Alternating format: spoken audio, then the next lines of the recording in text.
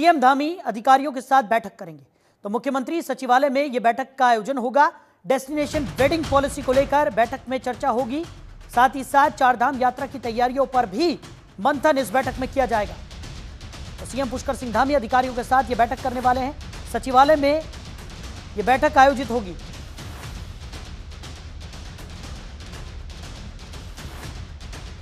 चारधाम यात्रा की तैयारियों को लेकर मंथन किया जाएगा।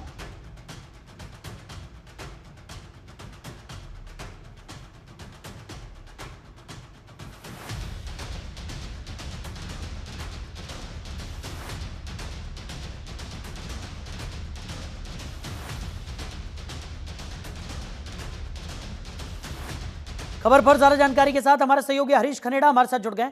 हरीश, आज मुख्यमंत्री पुष्कर सिंह धामी अधिकारियों के साथ महत्वपूर्ण बैठक सचिवालय में करने जा रहे हैं और तमाम विषयों पर इस बैठक में चर्चा की जाएगी। क्या कुछ जानकारी मिल पा रही है? और देखिए साहिल, आज की अगर बात तो आज मुख्यमंत्री पुष्कर सिंह की अध्यक्षता में आज 3 बैठकें आहूत की गई हैं जो सचिवालय में होनी है। और सबसे पहले 11:30 बजे की बात करें तो 11:30 बजे मुख्यमंत्री पुष्कर सिंह धामी वेडिंग डेस्टिनेशन को लेकर के अधिकारियों के साथ चर्चा करेंगे। रोड मैप यहाँ पर बनाया जाएगा कि किस तरह से प्रदेश में, क्योंकि सरकार की जो मंशा थी और सरकार ये चाहती है कि प्रदेश के तमाम जिलों में, सभी जिलों में एक एक वेडिंग डेस्टिनेशन हो और जो अन्य राज्यों से भी जो लोग हैं वो उत्तराखंड में आकर के यहाँ पर शादियां कर सकते हैं। तो इसी को लेकर के वो डेस्टिनेशन चुनी जा रही है। पर्यटन विभाग के तमाम जो अधिकारी हैं वो भी इस बैठक में रहने वाले हैं।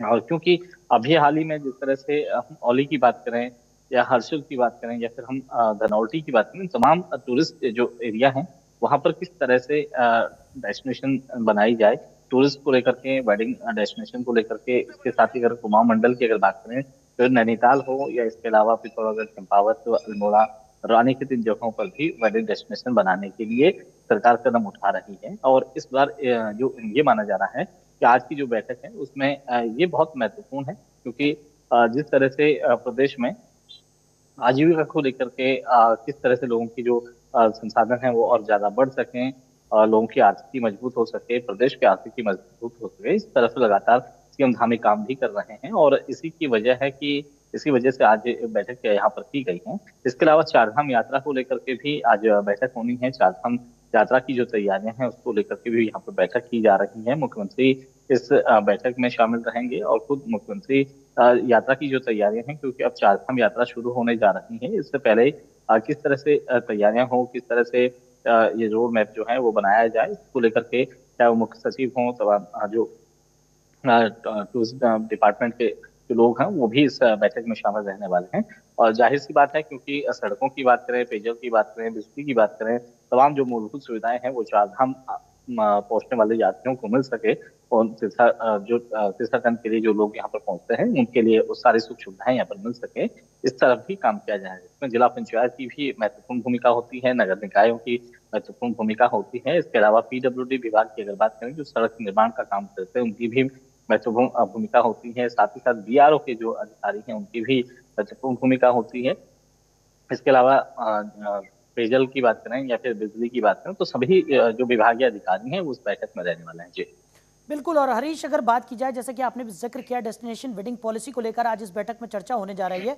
और डेस्टिनेशन वेडिंग की बात करें तो एक बहुत ही बेहतरीन विकल्प के तौर पर उत्तराखंड को देखा जाता है। उत्तराखंड में दूर दूर से लोग डेस्टिनेशन वेडिंग के लिए पहुंचते हैं। ऐसे में इस तरीके की पॉलिसी पर चर्चा होना बिल्कुल लाजमी नज़र आता है। और लगातार ये भी कोशिश की जा रही है सरकार की तरफ से कि डेस्टिनेशन वेडिंग्स को लेकर तमाम वो सुविधाएं यहाँ पर लोगों को उपलब्ध कराई जा सके जिनकी एक वेडिंग में दरकार होती है। और जिस तरीके से दूर दूर से लोग उत्तराखंड वेडिंग के लिए पहुंच रहे हैं, ऐसे में और ज़्यादा डेवलपमेंट यहाँ पर किया जाए, इसी को लेकर शायद जो सरकार है वो प्रयासरत नजर आ रही है।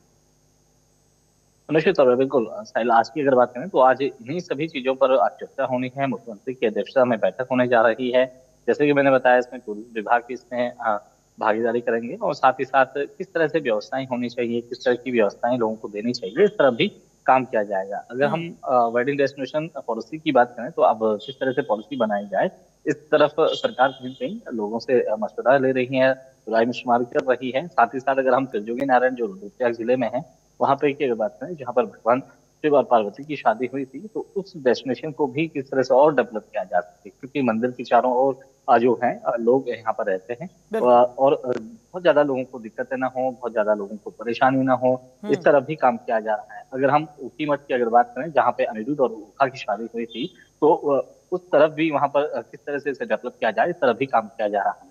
बिल्कुल। साथ ही और साथ हरीश, अगर हम अगर अन्य बात की जगहों जाए की बात करें चारधाम तो यात्रा वहां की, जिसकी तैयारियों को लेकर भी मंथन यहाँ पर आज की बैठक में देखने को मिलेगा, और चारधाम यात्रा की कितनी महत्वता है वो तो किसी से छुपी हुई नहीं है। ऐसे में सरकार की मंशा यही है कि हर साल ये जो चारधाम यात्रा होने जा रही है उसमें कुछ ना कुछ बेहतर व्यवस्थाएं यहाँ पर की जा सके, और यही वजह है सरकार ने पिछली बार जिस तरीके की व्यवस्था की थी, इस बार की व्यवस्थाएं उससे और ज्यादा 2 कदम आगे नजर आएंगी।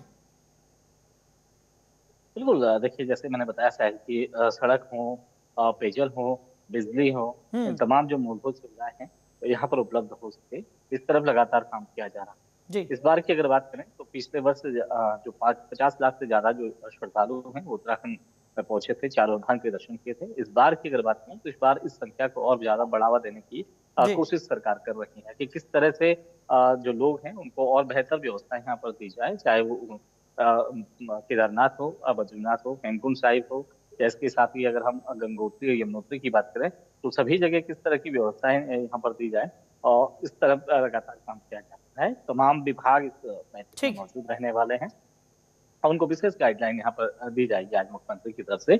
और क्योंकि अब अगले माह से जो चारधाम यात्रा है वो शुरू हो जाएगी, तो जाहिर जी सी बात जी। है कि अब तैयारियों में तेजी लाने की जरूरत है। और अगर हम सड़कों की बात करें तो कहीं जो ठीक है। आपदा के दौरान जो मानसून के दौरान जहाँ पर डैमेज सड़कें हुई हैं, उन सड़कों को किस तरह से दुरुस्त किया जाए, इस तरह भी आज काम किया जाएगा और उसी पर दिशा निर्देश भी अधिकारियों को दिए जाएंगे।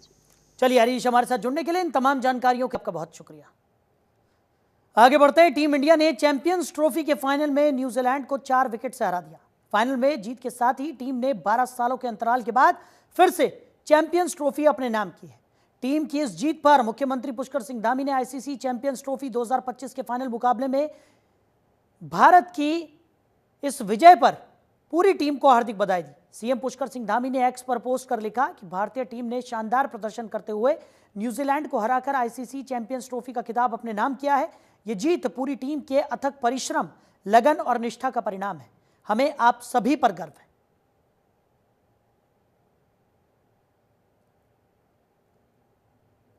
तो चैंपियंस ट्रॉफी में न्यूजीलैंड को शिकस्त देकर टीम इंडिया ने ट्रॉफी अपने नाम कर ली है। एक बार फिर चैंपियंस बनकर दुबई से टीम इंडिया वापस लौटेगी, और इसी को लेकर सीएम पुष्कर सिंह धामी ने भी एक्स हैंडल पर पोस्ट किया। उन्होंने पूरी टीम इंडिया को बधाई दी। उन्होंने कहा कि ये आपके अथक परिश्रम और मेहनत का ही परिणाम है कि ये बेहतरीन जीत आपको मिली है।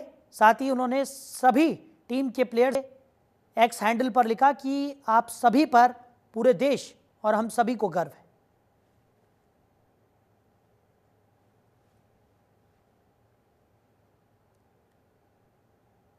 उधर वरिष्ठ उत्तराखंड के पूर्व मुख्यमंत्री हरीश रावत ने आईसीसी चैंपियंस ट्रॉफी का खिताब जीतने पर टीम इंडिया के प्रति आभार व्यक्त किया।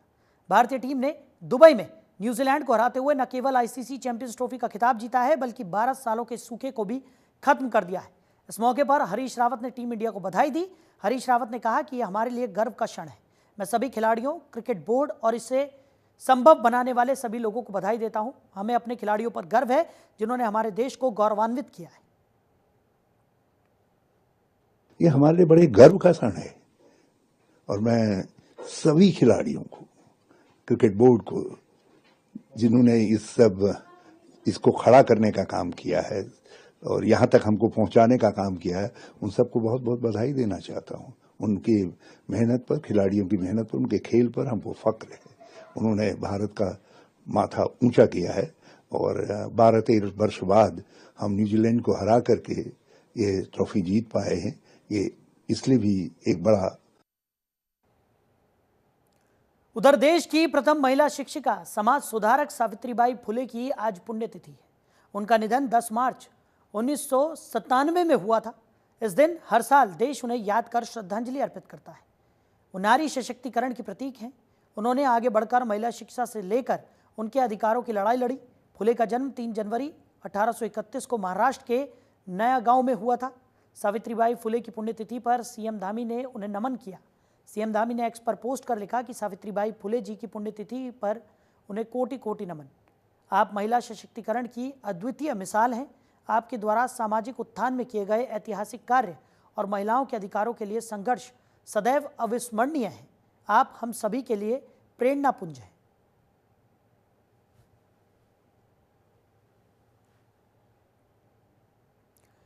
उधर देहरादून में 3 दिवसीय वसंतोत्सव का समापन हो गया। तो वसंतोत्सव के इन 3 दिनों में बड़ी संख्या में लोगों ने पुष्पों के प्राकृतिक सौंदर्य और अन्य कार्यक्रमों का खूब आनंद लिया। राज्यपाल गुरमीत सिंह ने पुष्प प्रदर्शनी प्रतियोगिताओं, रंगोली आदि श्रेणियों के विजेताओं को सम्मानित भी किया। राज्यपाल ने कहा कि 3 दिवसीय पुष्प प्रदर्शनी में भारी संख्या में लोगों ने प्रतिभाग कर वसंत के इस उत्सव को जन जन का उत्सव बनाया है। उन्होंने कहा कि इन 3 दिनों में राजभवन के चारों ओर हर्ष और उल्लास का वातावरण था, जिसमें लगभग 2.7 लाख लोगों ने वसंतोत्सव में प्रतिभाग किया। समापन समारोह में राज्यपाल ने सभी विजेताओं, प्रतिभागियों और प्रदर्शनी के मुख्य आयोजक, उद्यान विभाग, सांस्कृतिक विभाग सहित सभी सहयोगी विभागों को इस महोत्सव के सफल आयोजन के लिए बधाई भी दी। वसंतोत्सव 2025 का आज समापन हुआ है। इस प्रकार से लगातार लोगों की आवक बढ़ रही है। पिछली बार की तुलना में 50,000 लोग अधिक आए। 2 लाख से अधिक लोगों ने इससे पार्टिसिपेट किया और अभी भी लोग मांग कर रहे थे कि इसको और बढ़ाया जाए। मैंने माननीय राज्यपाल से निवेदन किया और मेरे निवेदन को स्वीकार करते हुए उन्होंने इसे अगली बार से 4 दिन कर दिया है। और आज इस प्रदर्शन के माध्यम से हमारे हॉर्टिकल्चर विभाग ने प्रदर्शित किया कि हमारा विभाग इस दिशा में कितना अच्छा काम कर रहा है और आने वाले समय में फ्लोरिकल्चर, हॉर्टिकल्चर यहाँ की आर्थिकी में एक मील का पत्थर साबित होगा। आज के इस कार्यक्रम से ये भी सिद्ध हो गया है और मैं इस कार्यक्रम के सफलता के लिए अपने विभाग के सभी अधिकारियों का, हमारे सेक्रेटरी का, डीजी का, हमारे डायरेक्टर हॉर्टिकल्चर का और जितने भी हमारे और अधिकारी हैं जिन्होंने दिन रात लगकर इसको सफल बनाया, क्योंकि महामहिम ने बार बार अपने उद्बोधन में इसका उल्लेख किया है, उनको भी मैं बधाई देता हूँ, शुभकामनाएं देता हूँ। वहीं उत्तराखंड के राजनीतिक गलियारों में इन दिनों कैबिनेट विस्तार और बीजेपी के नए प्रदेश अध्यक्ष को लेकर खूब चर्चाएं हो रही हैं। सीएम धामी के दिल्ली दौरे के बाद ये अटकलें और तेज हो गई हैं। हालांकि सीएम ने साफ कहा है कि ये उनका सामान्य दौरा था जो पहले से तय था, लेकिन चर्चाओं का बाजार अब भी गर्म है। वहीं अगर बात करें बीजेपी के प्रदेश अध्यक्ष और कैबिनेट मंत्रियों की, तो अटकलें लगाई जा रही हैं कि राजपुर से बीजेपी विधायक खजान दास को भी बड़ी जिम्मेदारी मिल सकती है। इन्हीं सब चर्चाओं के बीच सुनिए उन्होंने क्या कुछ कहा। संगठन का एक कार्यकर्ता हूं, जिस तरह का आदेश करेंगे उसका निर्वहन करूंगा और पार्टी ने मुझे यहां तक पहुंचाने का काम किया है, मैं इसी में खुश हूं।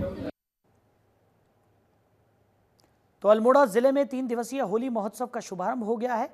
जिला प्रशासन द्वारा आयोजित इस महोत्सव का उद्घाटन केंद्रीय सड़क परिवहन एवं राजमार्ग राज्य मंत्री अजय टम्टा ने किया। 3 दिनों तक चलने वाले इस उत्सव में महिलाओं द्वारा सामूहिक होली गायन, महिला समूहों की विशेष प्रस्तुतियां, राग, देश पर आधारित होली और कुमाऊं की पारंपरिक बैठकी होली आकर्षण का केंद्र रहेगी। इस अवसर पर अजय टम्टा ने सभी को होली की शुभकामनाएं भी दी। होली का ये रंगों का त्योहार पूरे देश के अंदर और देश के बाहर जितने जगह भी भारतीय लोग रहते हैं, इसे बड़े हर्षोल्लास के साथ मनाया जाता है। और मैं समझता हूँ एक प्यार और मोहब्बत, एक दूसरे को जिस प्रकार से लोगों का एक दूसरे के साथ प्यार होता है, ये अपने आप में बहुत ही सुंदर है। रंगों का यह त्योहार सबके लिए रंगों भरा हो, ये मेरी। तो बीजेपी के प्रदेश अध्यक्ष महेंद्र भट्ट के सड़क छाप वाले बयान पर सियासत गर्मा गई है। आंदोलन कर रहे लोगों समेत आम जनता में आक्रोश देखने को मिल रहा है। वहीं इस पर बीजेपी विधायक खजान दास ने खेद प्रकट करते हुए कहा कि वो गलती से उनके मुंह से निकल गया। खजान दास ने कहा कि ऐसे शब्दों का प्रयोग नहीं करना चाहिए। हम सब सड़क से ही निकले हैं और ये राज्य हमें मिला है। देखिए, ये शब्द त्रुटि बस निकल गया है, ऐसे शब्द का प्रयोग नहीं होना चाहिए। उसके लिए खेद व्यक्त करता हूं कि ये सब जो निकला है वो ठीक नहीं है। हम लोग सभी सड़क से ही निकले हैं, चाहे राज्य आंदोलन किया है, तो इसलिए माननीय अध्यक्ष जी से अथॉरिटी बस वो निकल गया होगा, तो इसके लिए मैं क्षमा चाहता हूं।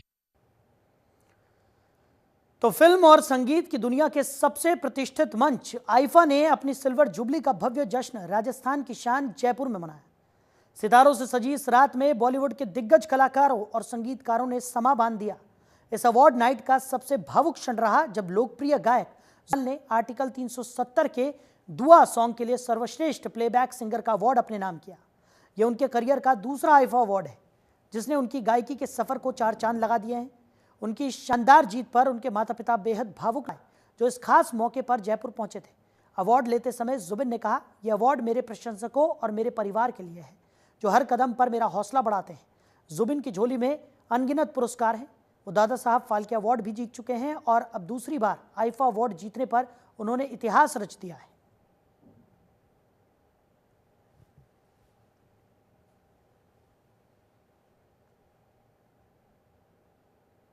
उधर उत्तराखंड में वन महकमे के अंदर इन दिनों सब कुछ ठीक नहीं चल रहा है। विभागीय अधिकारियों की लापरवाही के चलते अब जांच शुरू हो चुकी है। मामला वन विभाग के अंतर्गत कैंपा परियोजना के बजट के दुरुपयोग का है, जिसमें अधिकारियों की तरफ से बजट को आईफोन खरीदने और घर के कार्यों को खरीदने में लगाया गया है।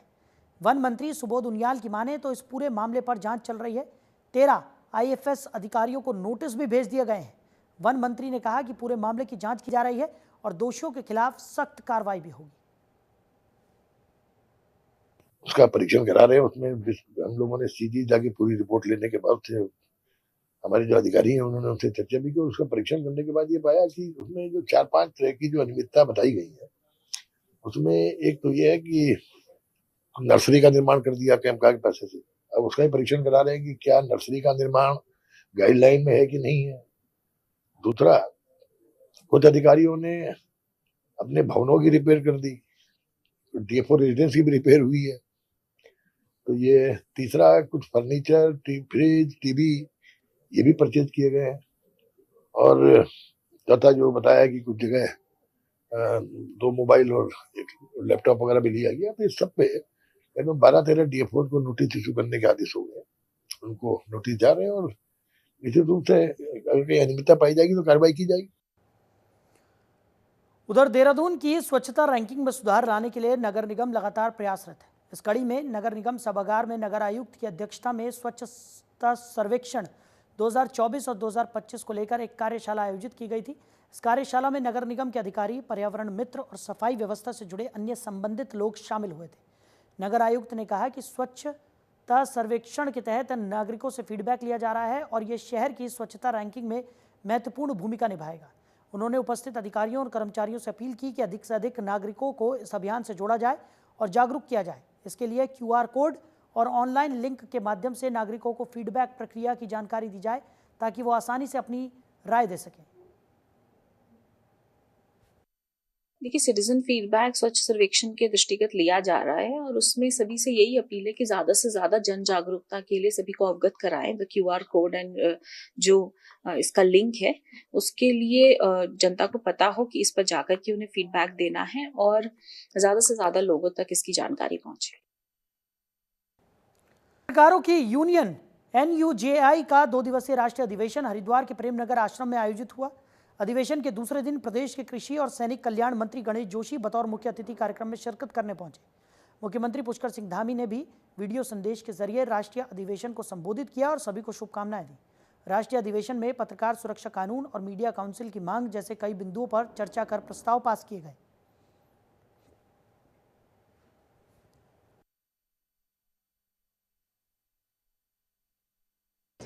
आज हमने अपने राष्ट्रीय मुद्दे तो उठाए हैं, लेकिन हमने विशेष रूप से उत्तराखंड के पत्रकारों की जो समस्या है उसको उठाया है।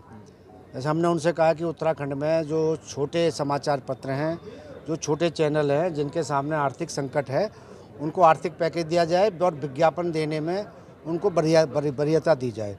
ये ठीक है भाई, आप नेशनल अखबार को विज्ञापन देते हैं, नेशनल चैनल को देते हैं, लेकिन जो उत्तराखंड की आवाज़ बने हुए हैं उनको भी सरकार पूरी महत्व दे। और इसके लिए उन्होंने आश्वासन दिया है कि हमारा प्रतिनिधिमंडल मुख्यमंत्री से मिलेगा और इस बारे में उन्हें ज्ञापन देगा। अब हमने पूरे देश में जिस अभी हम चर्चा कर रहे हैं, हमारे जैसे हमारे जर्नलिस्ट प्रोटेक्शन एक्ट की मांग है, मीडिया काउंसिल की मांग है, मीडिया कमीशन की मांग है, जर्नलिस्ट के लिए रजिस्टर बनाने की मांग है और पत्रकारों के लिए जो भी सुविधाएं हैं उन पर हम चर्चा।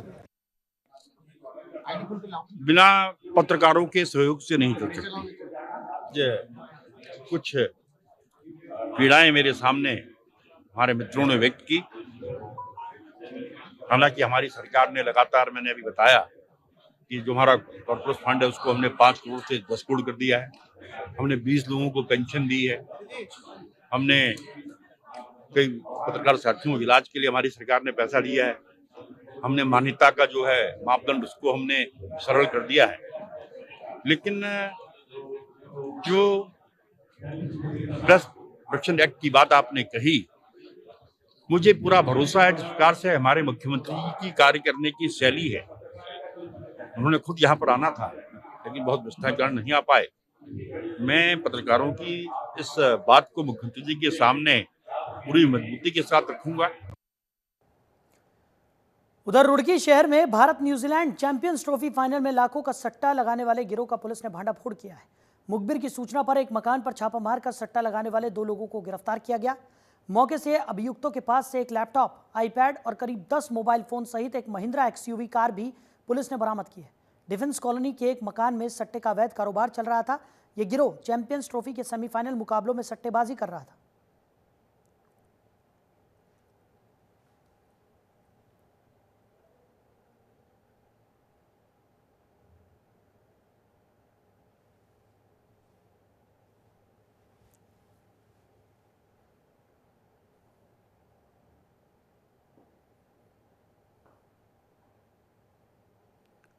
तो सट्टा लगाने वाले गिरोह पुलिस ने किया है। बताया जा रहा है कि एक मकान में बैठकर ये सट्टा लगा रहे थे और इसी एवज में 2 अभियुक्तों को गिरफ्तार भी पुलिस ने किया है। अगली बड़ी खबर देहरादून से। आज बीजेपी जिलाध्यक्ष की घोषणा होगी, चुनावी अधिकारी नाम का ऐलान करेंगे। तो नैनीताल से कोई नया चेहरा मिल सकता है, बड़ी खबर आपको बता रहे हैं। तो आज बीजेपी जिलाध्यक्ष की घोषणा की जाएगी, बड़ी खबर। चुनाव अधिकारी नाम का ऐलान करेंगे, बड़ी खबर आपको बता रहे हैं। नैनीताल से नया चेहरा मिल सकता है।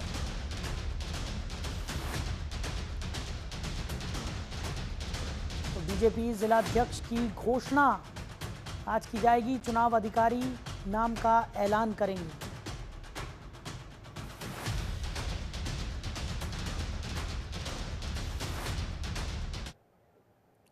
फिलहाल इस बुलेटिन में मेरे साथ इतना ही। आप बने रहिए और देखते रहिए जनतंत्र टीवी। नमस्कार।